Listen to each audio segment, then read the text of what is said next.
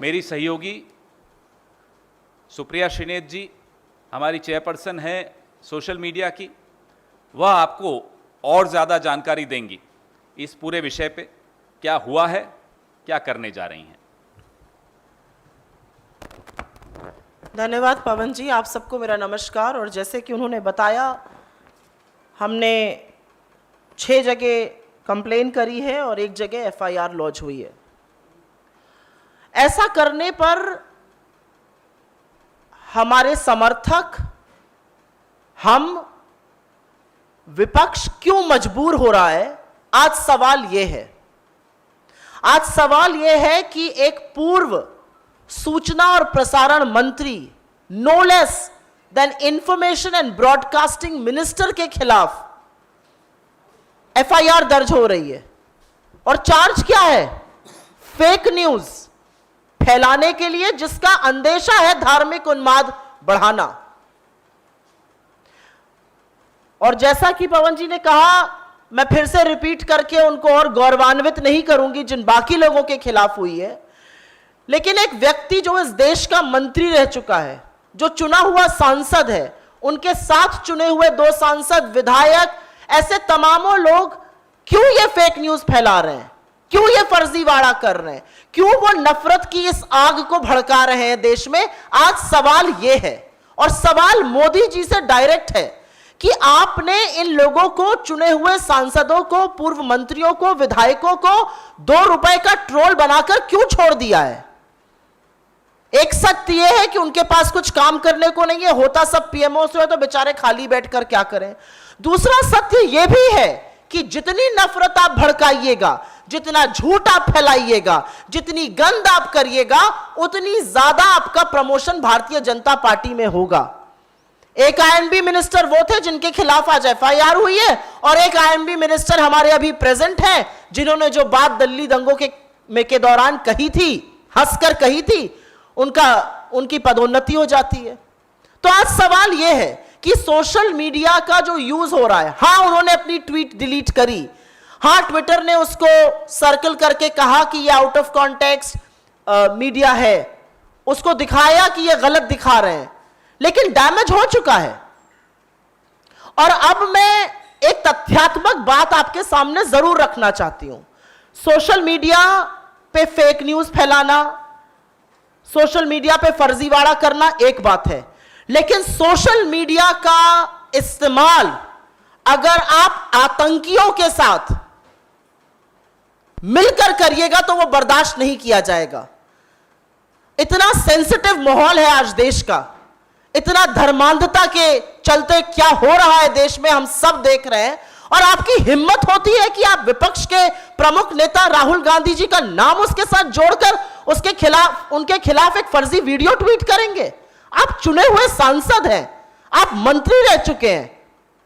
Apart from the fall for grace, this is a conspiracy. आप एक बहुत बड़ी साजिश का हिस्सा हैं, क्योंकि आपने ट्वीट तो डिलीट कर दिया, लेकिन जो व्हाट्सएप पे आपके मैसेजेस है वो अभी भी चल रहे हैं उस फर्जीवाड़ा के खिलाफ।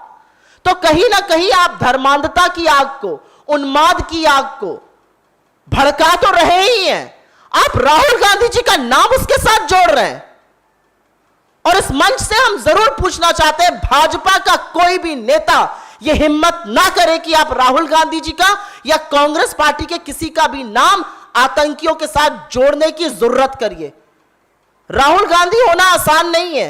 एक 8 साल का लड़का जब अपने घर वापस आया था ना, तो अपनी दादी को आतंकियों की गोली से छलनी देखा था। एक नौजवान जब वापस आया इस देश में, तो उसको अपने पिता के शरीर के अंग नहीं मिल रहे थे, उन्होंने आतंकियों का सामना किया है। आपकी हिम्मत कैसे होती है एक झूठा वीडियो ट्वीट करने के लिए?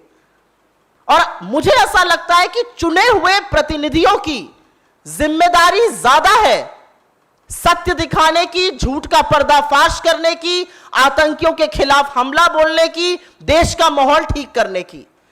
लेकिन जब चुने हुए प्रधानमंत्री कल तेलंगाना में बड़ी रैली करते हैं, 28 मिनट 21 सेकंड जबानी जमा खर्च करते हैं और इस देश में शांति के लिए 2 शब्द नहीं बोल पाते हैं, उसका नतीजा है कि उनके लोग, उसका नतीजा है कि आज चुने हुए सांसद, चुने हुए विधायकों को लगता है कि जितना झूठ फैलाओगे, जितनी धर्मांधता फैलाओगे, जितनी नफरत भड़काओगे, उतना आपका प्रमोशन होगा।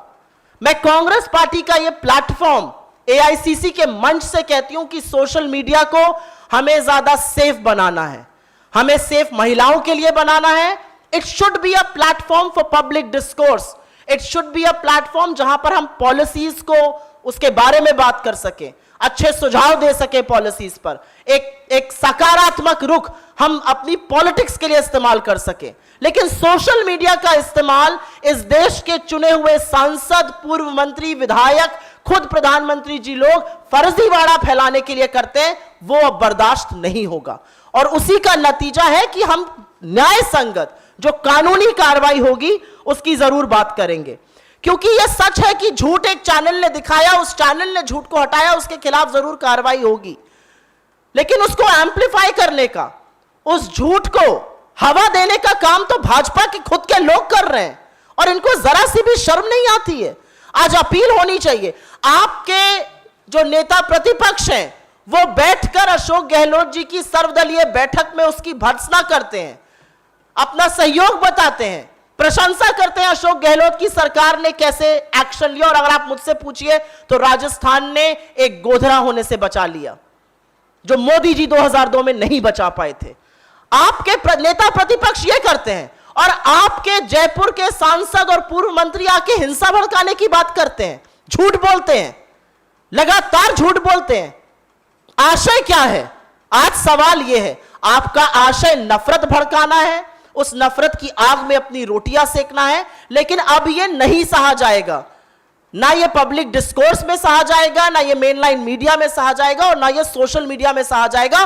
और खास तौर से अगर आपने कांग्रेस के शीर्ष नेतृत्व और हमारे नेता राहुल गांधी जी के खिलाफ इस तरह का दुष्प्रचार किया, तो उसके परिणाम आपको भुगतने पड़ेंगे, और परिणाम भुगतना जरूरी है। क्योंकि आप दो रुपल्ली के ट्रोल अगर बनने को तैयार हैं, तो जो दो रुपल्ली के ट्रोल के साथ होना चाहिए वही आपके साथ न्याय संगत कानूनी कार्यवाही होगी। धन्यवाद। पवन जी, जिस तरह से आप लोगों ने भी भाजपा पर तमाम आरोप लगाए, वहीं उदयपुर घटना अगर देखें, उदयपुर घटना का जो आरोपी है उसके संबंध भाजपा के नेताओं से मिले हैं।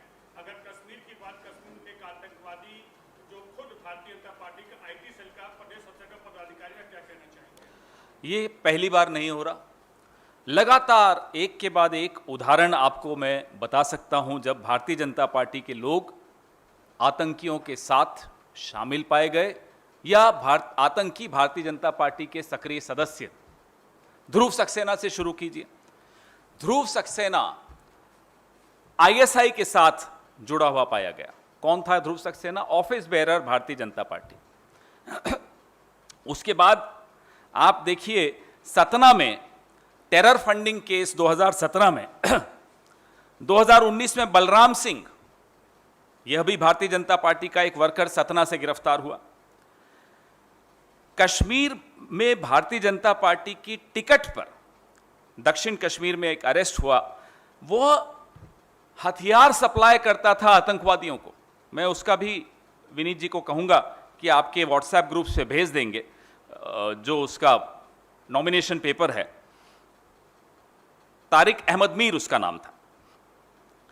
अहमद जो थे वो नवीद बाबू नाम के व्यक्ति को हथियार सप्लाई करते थे। ये सब मीडिया ने क्यों नहीं चलाया, यह बहुत बड़ा सवाल है। हो सकता है कोई दबाव हो।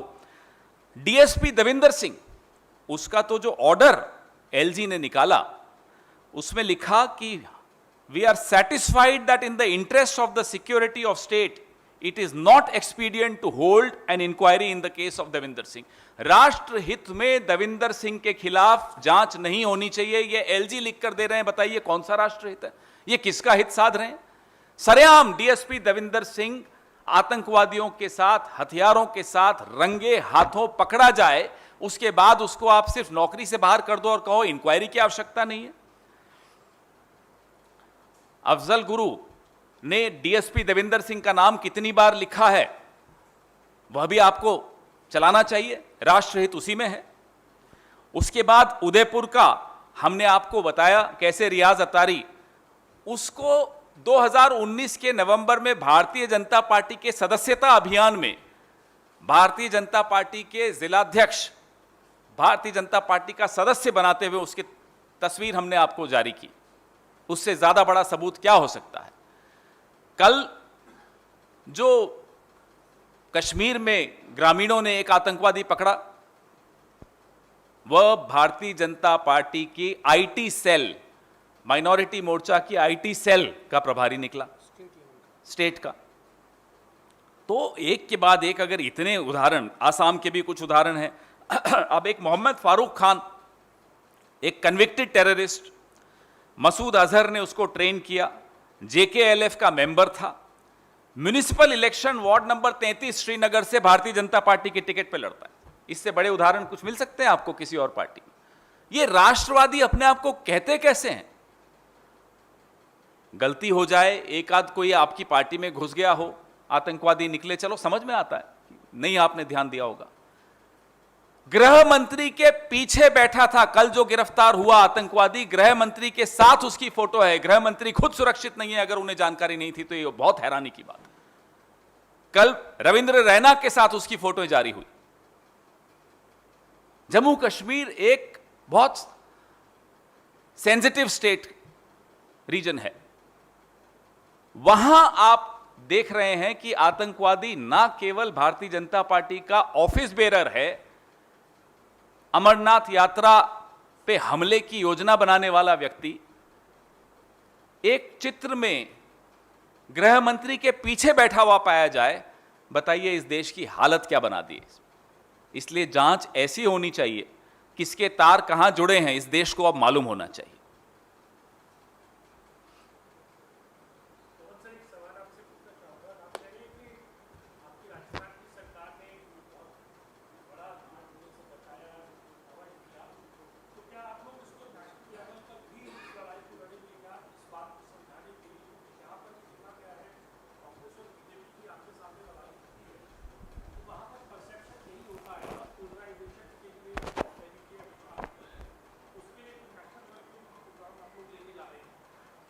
एक तो मैं क्लियर कर दूं कि ये नेशनल लेवल का प्रोग्राम नहीं है जो भारतीय जनता पार्टी के नेता कर रहे हैं। एक जगह धर्मांधता के चलते बर्बरता पूर्वक एक हत्या होती है, उस जो हत्यारा है उसके संबंध भारतीय जनता पार्टी से उजागर होते हैं। धन्यवाद हो गहलोत सरकार का, जिन्होंने कड़ी कार्रवाई और डिसाइसिव एक्शन लिया। लेकिन भारतीय जनता पार्टी के चुने हुए सांसद उस माहौल को बिगाड़ने की कोशिश करते हैं। अगर यह देशद्रोह नहीं है तो देशद्रोह क्या है? आप इस देश को क्यों नफरत की आंख में झोंक रहे हैं? और यह सिर्फ राजस्थान स्पेसिफिक नहीं है, क्योंकि जिन प्लेटफॉर्म्स पे उन्होंने यह झूठा वीडियो दिखाया था वो सिर्फ राजस्थान फोकस नहीं है। जिस टीवी चैनल ने यह झूठा वीडियो दिखाकर माफी मांगी वो सिर्फ राजस्थान में नहीं दिखाया जाता है, वो पूरे देश में दिखाया जाता है। यह सोशल मीडिया से पूरे देश में प्रचारित करने की बात थी। आप राहुल गांधी के खिलाफ एक फेक न्यूज कैंपेन 8 सालों से चला रहे हैं, लेकिन राहुल गांधी जी के खिलाफ आप इस घटिया स्तर पर उतर आएंगे कि आप इस देश को जलाने की, आप इस देश के टुकड़े करने में भी अचकचाएंगे नहीं।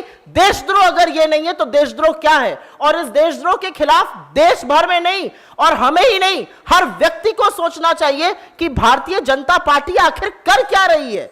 आप कौन से राष्ट्रवाद की बात करते हैं? आप इस देश को एक भयानक आग में झोंक रहे हैं, और यह नीचे से नहीं शुरू होता, यह ऊपर से शुरू होता है। जब प्रधानमंत्री रैली में उन शब्दों का प्रयोग करते हैं जो एक 2 रुपए के ट्रोल को भी नहीं करना चाहिए, तो उनके मंत्रियों को, उनके सांसदों को, उनको विधायकों को लगता है झूठ बोलो, नफरत फैलाओ, धर्मांधता फैलाओ, दंगे भड़काओ और भाजपा में प्रमोशन पाओ। इसलिए इसके खिलाफ बोलना जरूरी है और हम बोलेंगे।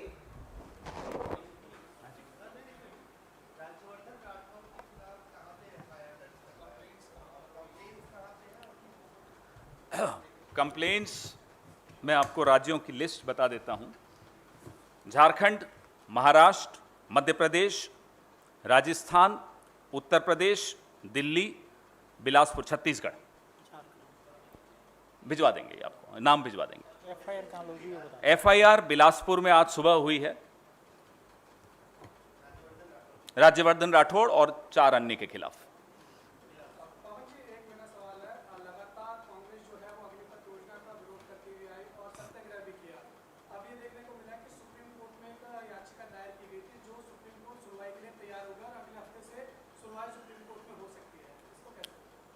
इस देश के लाखों नौजवान प्रतीक्षा कर रहे हैं, उन्हें उम्मीद है कि उनको अदालत से कोई राहत मिलेगी। उनके भविष्य के साथ जिस तरह का क्रूर खिलवाड़ किया गया मोदी जी द्वारा, अब एकमात्र रास्ता उनके सामने यही बचता है। सड़कों पर वो आए, उन्हें डराया धमकाया गया, उनको तरह तरह के भय दिखाए गए कि आपके खिलाफ अगर एक भी शिकायत होगी तो आपको नौकरी नहीं मिलेगी। लेकिन अब जो रास्ता उनके सामने बचता है वह माननीय सर्वोच्च न्यायालय का रास्ता है। हमें उम्मीद है उनको वहां से न्याय मिलेगा। कांग्रेस पार्टी उनके साथ कंधे से कंधा मिलाकर खड़ी है। किसी भी अहिंसक आंदोलन का, किसी भी सत्याग्रह में कांग्रेस पार्टी उनको सहयोग करेगी। पवन जी, एक सवाल लखनऊ से है। लखनऊ में पीएससी कांस्टेबल की पत्नी ने अपने मकान के ऊपर यह मकान बिकाऊ का पोस्टर लगाया है। आरोप लगाया कि स्थानीय गुंडे हमारे मकान पर कब्जा करना चाहते हैं।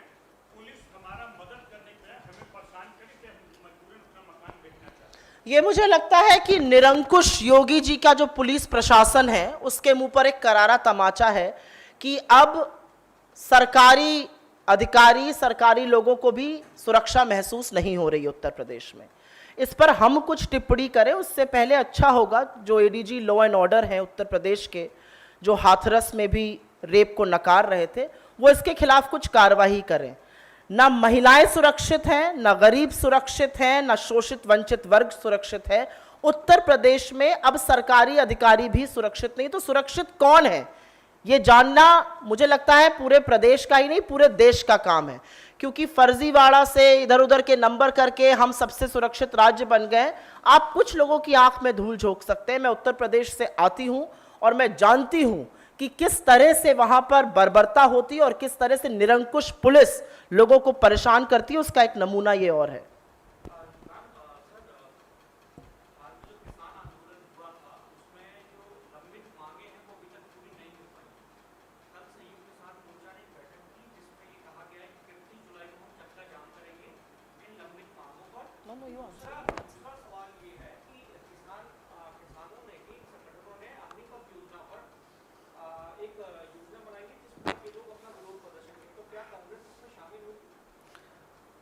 जब एक साल से ऊपर किसान हर मौसम की मार झेलते हुए सड़क पर बैठे थे, तब उस आंदोलन को नैतिक समर्थन कांग्रेस पार्टी का बिल्कुल रहा था और रहेगा।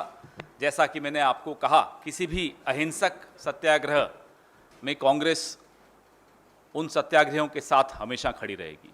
किसानों के साथ ये पहली बार धोखा हो रहा हो मोदी सरकार द्वारा, ऐसा नहीं है। मोदी सरकार ने सदैव इनके साथ धोखा किया। 2022 तक आय दुगनी कर देनी थी।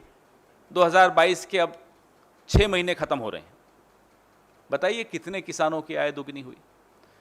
आपने पंजाब चुनाव को देखते हुए आनन फानन में उनको वादे किए और काले कृषि कानून लंबित रखे, हटाए, पीछे विड्रॉ किए। लेकिन क्या हुआ एमएसपी का? क्या हुआ उन तमाम वादों का जो आपने उस वक्त किए थे उनका धरना खत्म करने के लिए? यह सोचते हैं कि ये लोगों की आंखों में बार बार धूल झोंक सकते हैं। वो जवान हो, 1 रैंक 1 पेंशन का वादा किया, 9 रैंक 9 पेंशन पे ले आए। वो किसान हो, आय दुगनी करने की बात की, जो आय मिलती थी उससे भी आधी कर दी। तो हर वर्ग के साथ छलावा हुआ है। हर वर्ग अपने आप को ठगा हुआ महसूस करता है। आने वाले कुछ महीनों में लोगों का रोष, लोगों का गुस्सा, हमें इस देश की अब चिंता हो रही है। मोदी सरकार को भी चिंता करनी चाहिए और तुरंत कदम उठाने चाहिए किसानों को राहत पहुंचाने के लिए। नौजवानों जो बेरोजगारी का रिकॉर्ड टूटा है 45 साल का, उस दिशा में कुछ कदम उठाने चाहिए। अब ये तालियां बटोरने का व्यापार अब इन्हें बंद कर देना चाहिए। नहीं, आप चौथी बार ट्राई कर रहे हैं, पूछिए।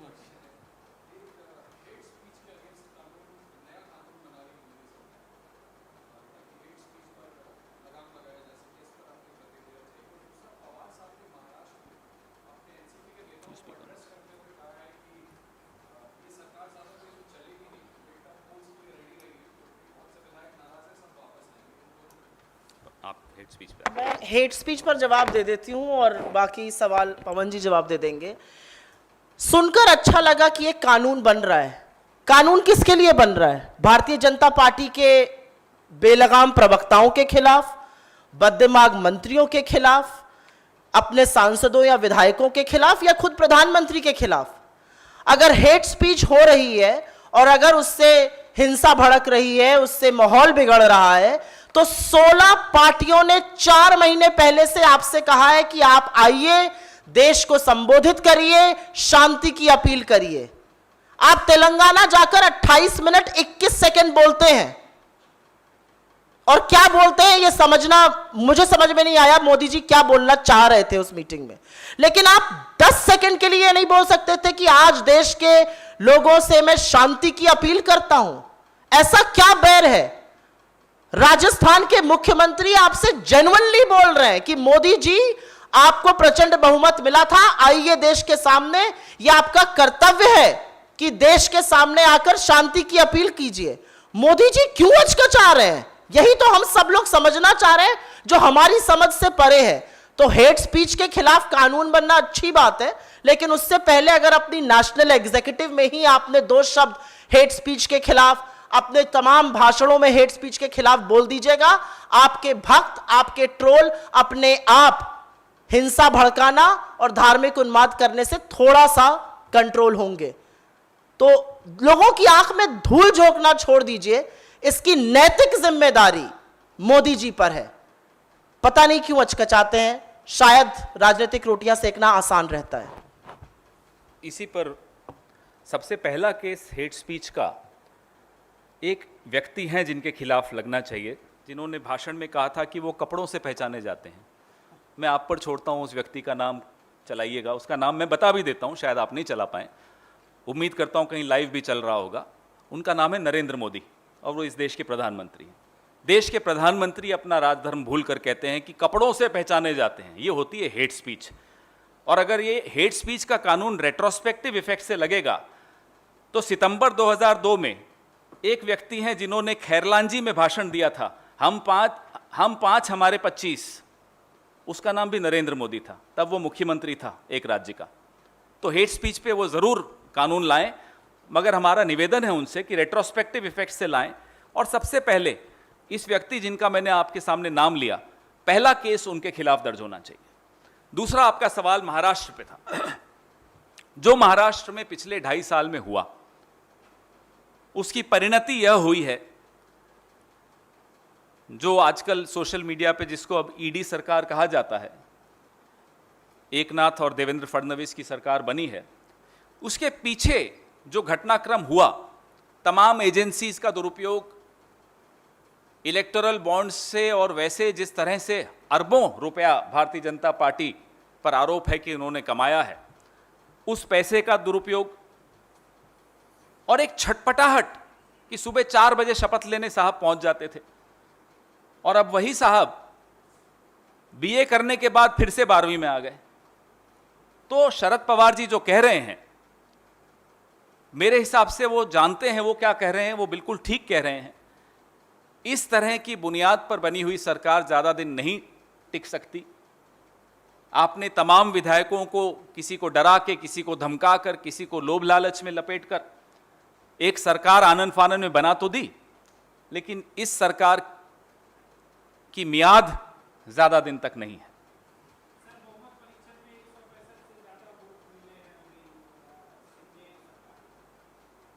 जैसा कि शरद पवार जी ने कहा, और मैं दोहराता हूं, आगे आगे देखिए होता है क्या।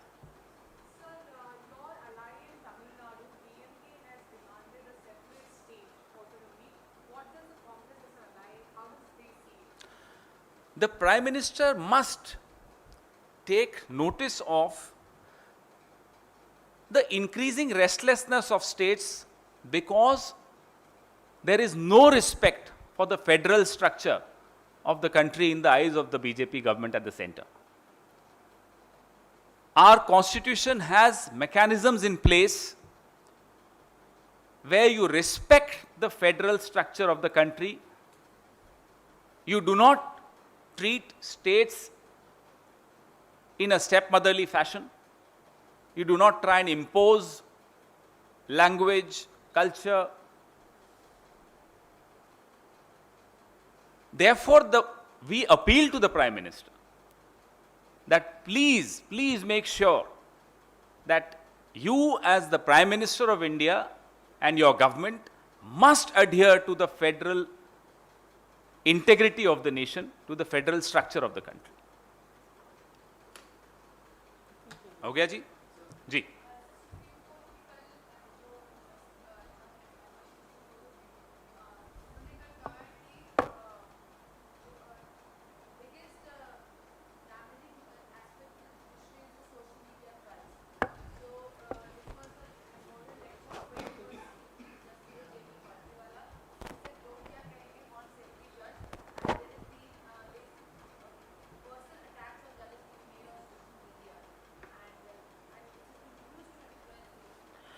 कुछ ऐसे शब्द कल ट्रेंड हो रहे थे इंडिया में सुप्रीम कोर्ट के संदर्भ में जिनको शायद मैं एक सम्मानित मंच से दोबारा रिपीट भी नहीं कर सकती हूं।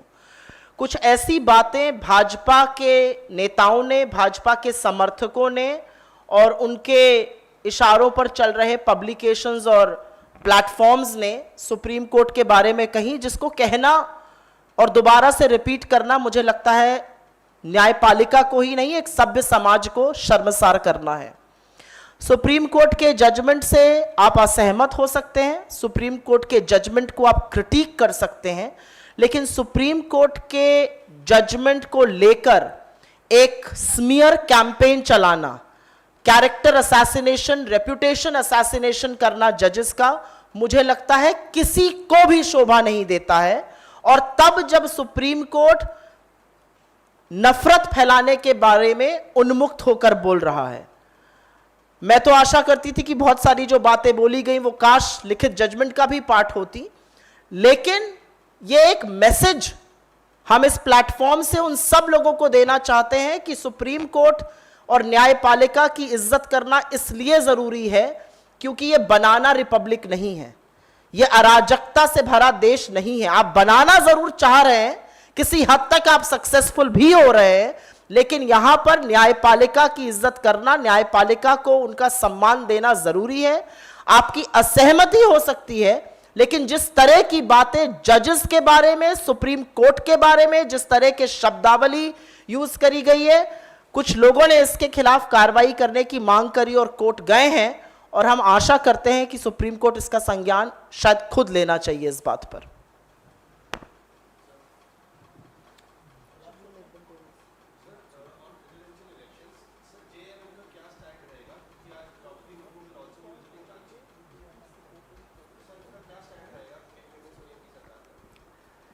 हमने देखा कि जिस पार्टी ने एक आदिवासी कैंडिडेट को बार बार ये दोहराते हुए कि ये आदिवासी हैं राष्ट्रपति चुनाव में उतारा, मध्य प्रदेश में उन्होंने आदिवासियों के साथ क्या किया, क्या बर्बरता की, वो सबके सामने है।